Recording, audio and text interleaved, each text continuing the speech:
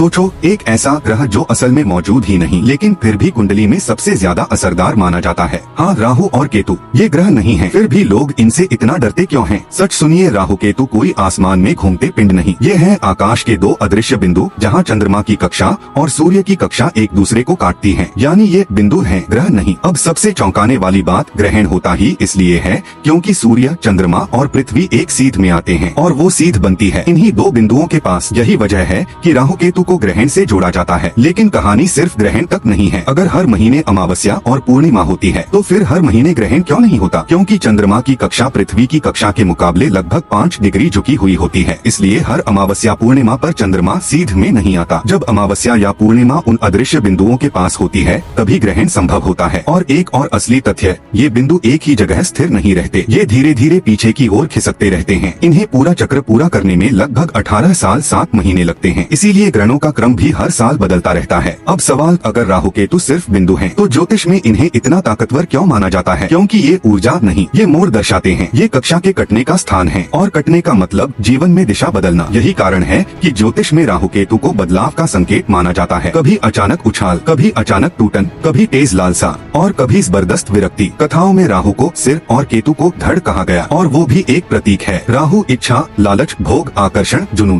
केतु कटाव, अलगाव, विरक्ति, छोड़ देना। एक तरफ और चाहिए, दूसरी तरफ अब नहीं। यही है राहु केतु की असली अनकही कहानी। ये कोई राक्षस नहीं, ये कोई ग्रह नहीं, ये आकाश के दो ऐसे अदृश्य बिंदु हैं जो बताते हैं अब जीवन का मोड़ शुरू हो रहा है।